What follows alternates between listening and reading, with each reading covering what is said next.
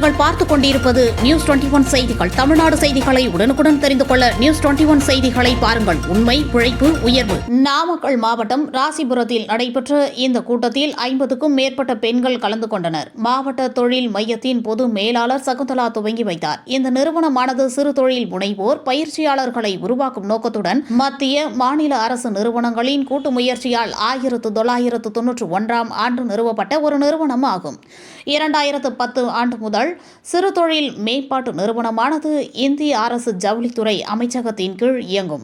தேசிய சணல் வாரியத்துடன் இணைந்து சணல் பொருட்கள் தயாரித்தல் பயிற்சி, சணல் சார்ந்த பொருட்கள் குறித்து விழிப்புணர்வு, ஏற்றுமதி மற்றும் உள்நாட்டு சந்தைப்படுத்துதல் பயிற்சிகள் அளிக்கப்பட உள்ளது.